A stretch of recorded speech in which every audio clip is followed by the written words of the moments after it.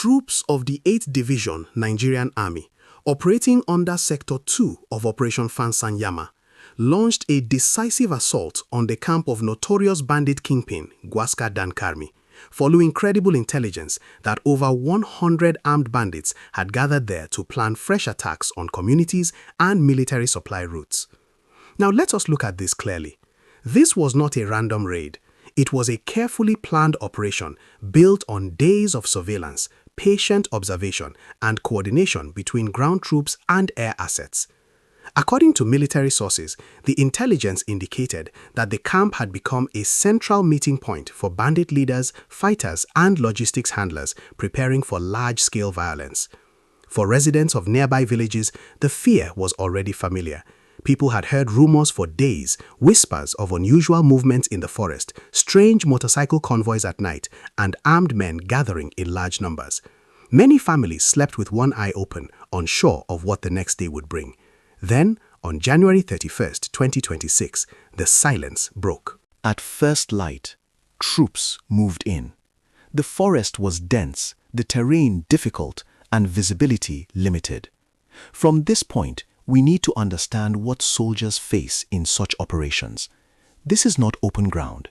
It is a maze of trees, footpaths, hideouts, and traps where bandits know every corner and every escape route. As troops advanced, the bandits detected their presence and quickly moved to engage. Gunfire erupted almost instantly. A fierce firefight followed. The bandits, according to sources, attempted a flanking and encirclement maneuver, hoping to overwhelm the troops from multiple angles. It was a desperate move, showing they knew the stakes were high. But this is where teamwork, training, and superior firepower made the difference. Supported by the Nigerian Air Force, NAF, ground troops held their positions, adjusted their formations, and responded with controlled, sustained fire. Air assets monitored movements from above, cutting off escape routes and forcing the bandits into confusion. Now, at this point, imagine the intensity, the sound of gunfire echoing through the forest, dust rising from the ground, soldiers communicating under pressure, bandits shouting commands, some panicking, others firing wildly. It was chaos, but controlled chaos on the side of the troops. As the firefight stretched on, the balance tilted decisively. At least 20 bandits were confirmed neutralized, while several others fled into the forest with gunshot wounds.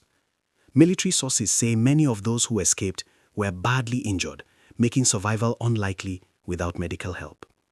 And here's where the story gets deeper. Bandits operating in these forests rely on crude medical supplies and fear-based networks. When fighters are wounded, they become liabilities. They cannot run, fight, or hide effectively.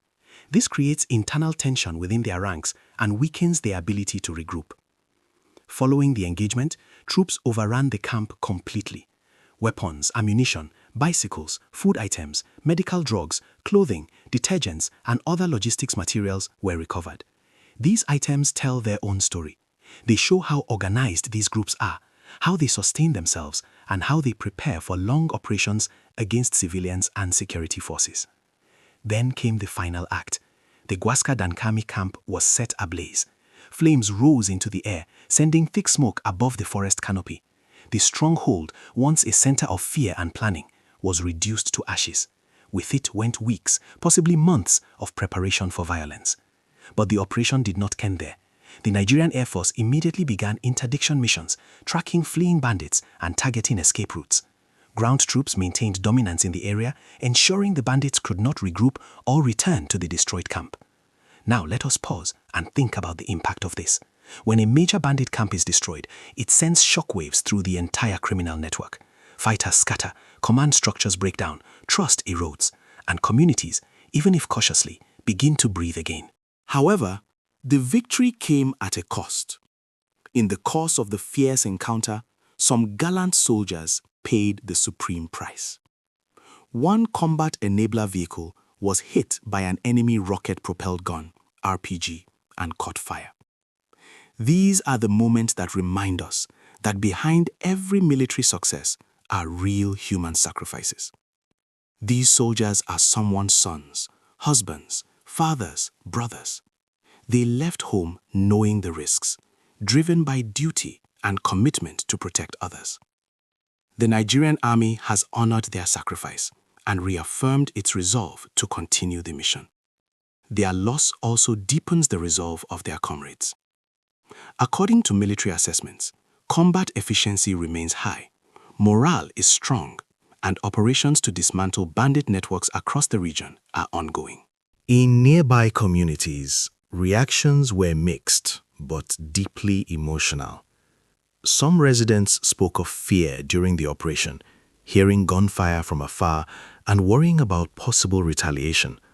Others expressed relief, saying the destruction of the camp brought a sense of hope they had not felt in a long time. A farmer from a nearby village, who asked not to be named, said, "For months we could not go to our farms freely.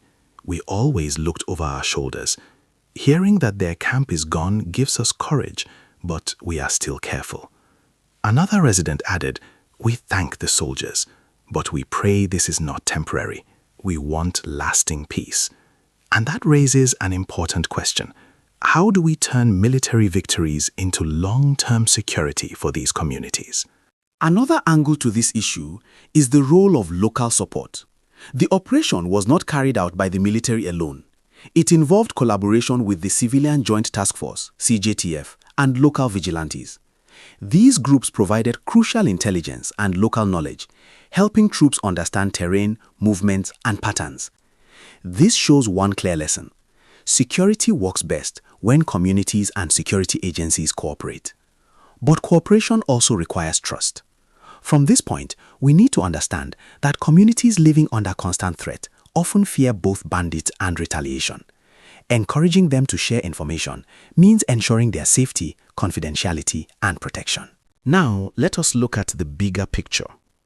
Banditry in Zamfara and across the northwest is not just a security problem. It is a social and economic crisis. Years of violence have displaced families, disrupted farming, collapsed local markets, and deepened poverty. Bandit camps like Gwaska Dan Karmi's do not exist in isolation. They are part of a wider network that feeds on fear, weak governance, and limited economic opportunities.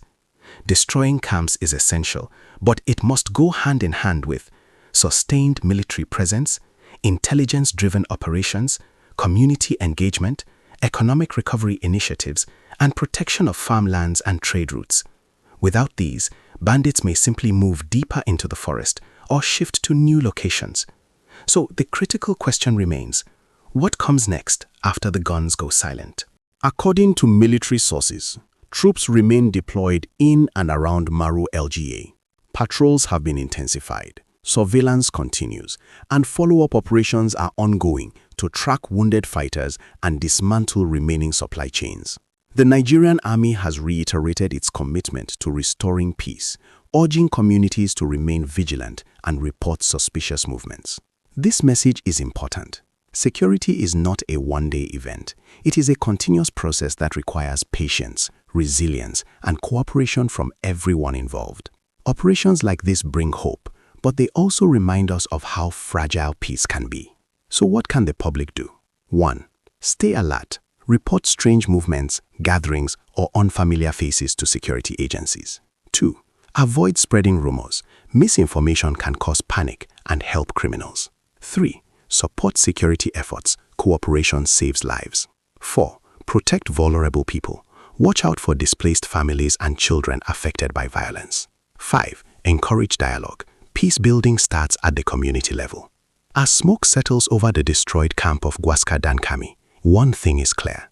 The fight against banditry is far from over, but progress is being made. The courage of the troops, the sacrifice of fallen soldiers, and the resilience of affected communities form the backbone of this effort. Now the question is left to all of us. Will we play our part in sustaining this momentum, or allow fear and silence to undo these gains? For now, the forest of Maru is quieter. And in that quiet lies a fragile but powerful hope for safety, for normal life, and for a future free from fear.